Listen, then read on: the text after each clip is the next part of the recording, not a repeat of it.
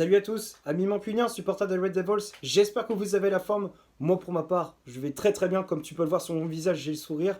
Aujourd'hui, on se retrouve pour le débrief du match Wolverhampton-Manchester United. C'était une rencontre qui comptait pour la 22e journée de Première Ligue. Victoire spectaculaire des hommes d'Eric Ten Hag sur le score de 4-3 au Molineux Stadium.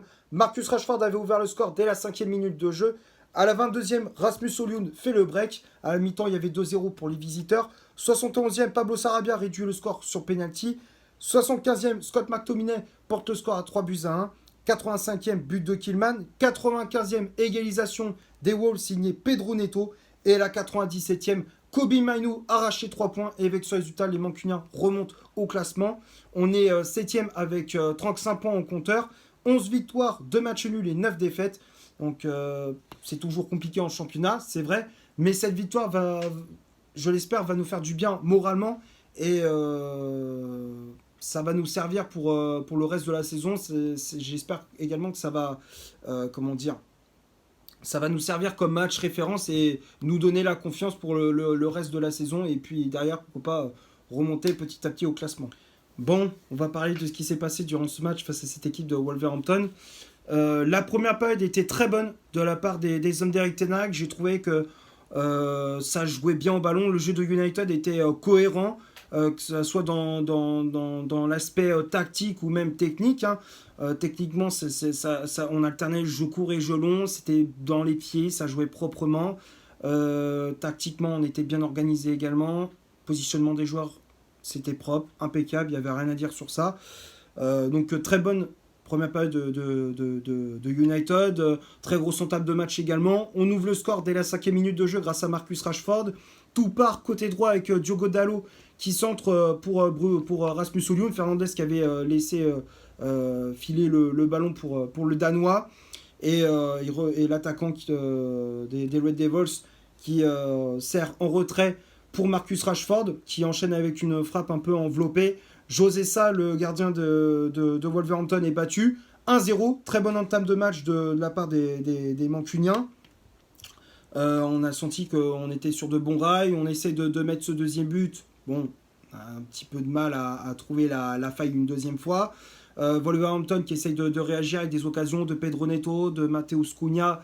Ça manque de précision dans la finition également. Il fallait attendre la 22e pour faire le break grâce à Rasmus Højlund sur une transversale, un renversement de jeu de Alejandro Garnacho, côté droit pour Marcus Rashford à gauche. L'anglais qui fixe la défense de Wolverhampton et lance dans son dos Luke Shaw qui centre au premier poteau pour Rasmus Højlund et qui trompe José Sa, bout portant. C'était un peu compliqué, on ne savait pas si c'était le défenseur ou Højlund qui avait dévié puisqu'ils étaient au duel, les deux joueurs. Finalement, c'est Højlund qui marque, donc ça fait 2-0. C'est le score à la mi-temps. On a très bien géré cette première période, comme je disais.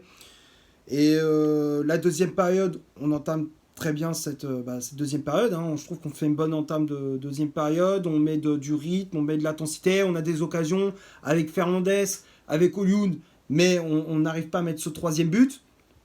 Et là, c'est à partir de là où Wolverhampton a commencé à se réveiller. Deuxième période, les hommes de Gary O'Neill ont commencé à jouer leur jeu. Ils ont mis du rythme, ils ont mis un peu plus d'impact physique, d'un peu plus d'agressivité. Et tu sentais que, voilà, à force de pousser, ça allait payer. À la 71e, avec le but de Pablo Sarabia sur penalty, suite à une faute.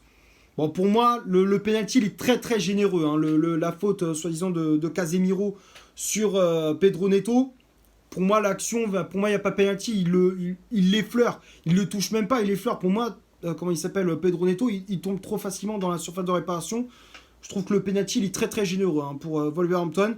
Comme je disais, penalty transformé par Pablo Sarabia qui tire en plein milieu. Onana qui était parti sur un côté. 2-1. Ten Hag qui fait un changement et qui sort Casemiro qui avait déjà un carton jaune. Il sort, il fait rentrer Scott McTominay. Coaching payant de la part de l'entraîneur néerlandais, puisqu'il marque à la 75e sur corner. Bruno Fernandes qui botte le corner de la droite vers la gauche et McTominay qui était tout seul au point de penalty quasiment et qui marque de la tête. José Sa est battu. 3-1. Donc là, United qui se rassure à nouveau. Ce but de McTominay nous donne une bouffée d'oxygène. Et puis les 10 dernières minutes, ça s'emballe. Ça s'emballe. Wolverhampton qui essaie de pousser pour mettre ce deuxième but. Ils y arrivent à la 85e. Corner de la droite vers la gauche. Ballon corner mal repoussé au premier poteau par Bruno Fernandes. Ça revient très rapidement. Et Tillman qui marque sans grande difficulté. Onana qui sort pas. Encore une fois, j'en peux plus de ce gardien. Je vous le dis les gars, j'en ai ras le cul d'André Onana. À chaque fois, il nous coûte un but à la con. Quasiment à tous les matchs. Il est pas décisif sur sa ligne. Alors on va me dire, ouais, mais il est bon au pied. Ouais, mais il est bon au pied, mais au final, il est pas décisif sur sa ligne. Le nombre de buts de casquette qu'on s'encaisse depuis qu'il est arrivé, c'est incalculable. Là, encore une fois, sur le but de Kiman, il doit sortir. Il doit anticiper le coup. Quand il sait que ça va aller sur ce joueur-là, sur Killman. Quand il sait que ça va aller sur Killman, il doit sortir. Il doit pas rester sur ses appuis. Il doit pas rester sur sa ligne. Non, il le laisse frapper. Dalot qui dévie aussi, qui était resté au premier poteau. Je sais pas pourquoi il restait à côté d'Onana. 3-2. Et là, c'est panique à bord pour Manchester United. Wolverhampton essaie de pousser pour égaliser.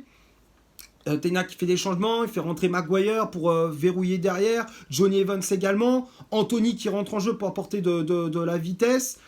Bon, il a rien apporté, hein, c'est ce que Tenak disait, mais en vrai, il a rien apporté, Anthony. L'entrée en jeu aussi du jeune Omari Fawson. Et sur une contre-attaque à la 95e, Pedro Neto qui marque sur une contre-attaque, Lemina qui récupère, qui lance dans la profondeur Pedro Neto. Enfin, ça allait très très vite. Varane qui n'intervient pas sur Pedro Neto. Je trouve qu'il est un peu laxiste sur le marquage. Et derrière la frappe de Pedro Neto, elle rentre. Onana, il ponge même pas. Encore une fois, deuxième but à la con dans ce match pour le gardien camerounais. On comprend mieux pourquoi la CAN il a quasiment pas joué, il était remplaçant lors du 8e de finale. Il était remplaçant, on a bien compris, on comprend mieux pourquoi.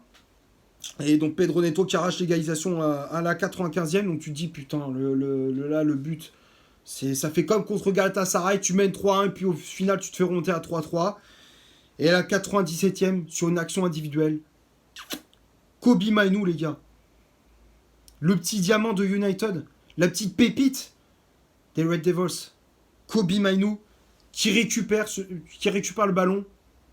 Et là, il slalom toute la défense de Wolverhampton, côté gauche, et il enchaîne avec une frappe enroulée, petit filet. José Sa est battu une 4e fois dans cette rencontre. Et on a arraché 3 points. 4 buts à 3. Merci Kobe Mainoo. Il nous a sauvé les fesses. Et heureusement d'ailleurs, parce que s'il n'avait pas marqué ce but à la dernière minute, là, je te raconte pas, le débrief ça n'aurait pas été le même. Je pense que là, j'aurais pété une pile. Ça, c'est clair et net. Maintenant, on va passer à la composition d'équipe qu'Eric Ten Hag a mis en place pour ce match. Le 11 de départ, je te l'affiche juste ici. Donc, encore et toujours ce fameux 4-2-3-1 avec André Onana dans les cages qui faisait son retour dans le 11 après la CAN avec le Cameroun. La charnière centrale, c'était Raphaël Varane associé à Lisandro Martinez. Les latéraux, Diogo Dalot à droite, Luke Shaw à gauche. Casemiro et Kobe Mainoo au milieu de terrain. Bruno Fernandes en numéro 10 avec le brassard de capitaine. Alejandro Garnacho, milieu latéral droit, Marcus Rashford, milieu latéral gauche, et en pointe, on retrouvait le Danois Rasmus Højlund. Les changements effectués par l'entraîneur des Red Devils, donc comme je disais, on a vu l'entrée en jeu de Harry Maguire à la place de Lisandro Martinez, Scott McTominay qui est entré en jeu à la place de Casemiro au milieu de terrain, Anthony à la place de Marcus Rashford, Johnny Evans à la place de Garnacho, et l'entrée en jeu du jeune Omari Forson à la place de Rasmus Højlund. Qu'est-ce qu'on peut dire sur cette compo ? Sur le papier, pour moi, c'est le meilleur 11 possible. Avec Martinez en défense, Casemiro au milieu, Garnacho, Rashford et Højlund en attaque. Pour moi, c'était le meilleur 11 de départ depuis le début de la saison même. Même si voilà, il y a des choix qui font parler, notamment la titularisation de Marcus Rashford.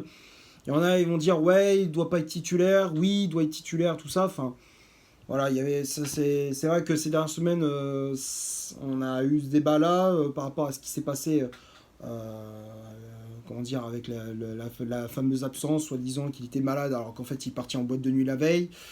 Voilà, Marcus, tu sais que tu as fait une connerie, mais bon, c'est pas le moment de merder, on a besoin de toi durant cette saison, on a besoin de toi. Surtout que tu es en pleine forme, donc c'est pas le moment de faire des conneries. J'ai envie de te dire surtout ça, quoi. J'ai envie de dire ça. Voilà, après, les changements, bon, voilà, il a fait ce qu'il a pu. McTominay, bon, c'était un coaching assez osé, mais au final, ça a plutôt bien fonctionné, ça a porté ses fruits. Mais voilà, donc une composition d'équipe assez classique, et c'est même sur le papier le meilleur 11 que Ten Hag a aligné depuis le début de la saison. On va parler maintenant des statistiques de cette rencontre. On va commencer par Wolverhampton. Les Wolves ont eu 53% de possession de balle, 4 corners, 11 tirs au total, dont 7 tirs cadrés, un hors-jeu de signalé. Et du côté de Manchester United, donc, les Red Devils ont eu 47% de possession de balle, 5 corners, 15 tirs au total, dont 8 tirs cadrés, 2 hors-jeu de signalé. Donc quand on regarde les chiffres, possession de balle assez équilibrée, même si c'est plus à l'avantage des Wolves, c'est surtout en deuxième période, lorsqu'ils ont eu leur temps fort. Les occasions, c'est assez équilibré. Après, c'est United qui a fait la différence devant le but. C'était assez équilibré, mais ça s'est joué à des détails. Hein. C'est souvent ça, le football, ça joue à des détails.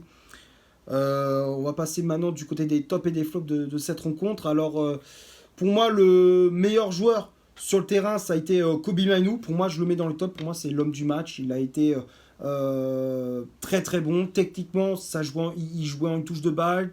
Il y avait beaucoup d'intelligence dans son jeu. Il mettait de l'agressivité lorsqu'il fallait récupérer le ballon, se projette vite vers l'avant. Très bon match de Kobe Mainoo. Moi, je trouve qu'il est meilleur quand tu le mets au poste de milieu relayeur en tant que box-to-box. Pardon. Mainoo, il est étincelant qu'en tant que milieu défensif. Je trouve meilleur en tant que relayeur. En tout cas, il a fait son match. Hein. C'est lui le sauveur de United à la dernière minute. Donc Mainoo, je le mets dans les tops. Le deuxième top, pour moi, c'est Casemiro. Au milieu de terrain, ça a très bien fonctionné, son duo avec Kobe Mainoo, justement. Casemiro qui a apporté de la sérénité, de l'envie, même si voilà, très, très tôt dans la partie, il se prend un carton jaune. Mais voilà, il concède soi-disant un pénalty. Enfin, il concède un pénalty, mais pour moi, il n'y a pas pénalty. Euh, Casemiro qui, pour moi, a fait un très bon match, de l'agressivité. Il a récupéré beaucoup de ballons. Il a apporté de la sérénité, comme je disais. Très bon match du milieu brésilien. Martinez, Lisandro Martinez, les gars. Il a fait un match de bonhomme aussi, lui, derrière. Il a été très très bon. Il a fait un sauvetage sur la ligne. Un sauvetage sur la ligne qui était incroyable. Il a mis de l'agressivité. Les relances, elles étaient propres. On retrouve un petit peu le Lisandro Martinez qu'on a vu la saison passée, qui était le patron, le taulier de cette défense de United. Martinez, pour moi, il a été étincelant. C'est pour ça que je le mets dans les tops.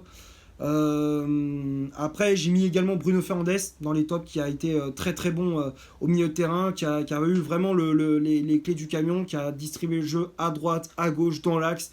Il a eu des occasions. Pour moi, il a été très très bon. Il a apporté beaucoup d'énergie dans l'entrejeu. Très bon match de Fernandes, hein, donc je le mets dans les tops. Rashford également, je le mets dans les tops. J'ai trouvé vraiment actif sur son côté gauche. Il a apporté de la vitesse, de la percussion. Il a été buteur. Il a été à l'origine aussi du but de Rasmus Højlund. Très bon match de Marcus Rashford jusqu'à sa sortie. Après, voilà, du côté des flops, le joueur qui m'a un peu déçu durant cette rencontre, c'est Alejandro Garnacho. Garnacho, j'ai trouvé un peu brouillon. Il y avait des actions où il aurait dû faire mieux. Il avait des occasions où il pouvait aller seul. Finalement, il fait le mauvais choix au dernier moment. Pour moi, il a tout fait à l'envers. Il n'a pas fait un bon match. Il ratait un peu ce qu'il faisait. C'était un peu brouillon ce qu'il a proposé. Ce qu'il a proposé Garnacho. Donc pour moi, je le mets dans les flops. Dommage, il passait un peu au travers. Après, je vois pas d'autres flops. Non, si, quand même. André Onana, si je le mets dans les flops, c'est obligatoire. Le match qu'il a fait, ça a été catastrophique encore une fois.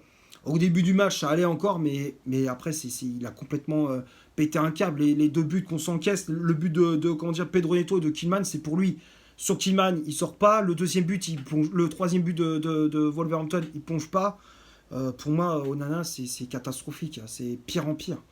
Là, l'Inter, là, il doit se foutre de notre gueule à l'heure actuelle. Ils disent, putain, on a vendu 50 millions d'euros Onana. Voilà, On prend les dirigeants de United pour des pigeons.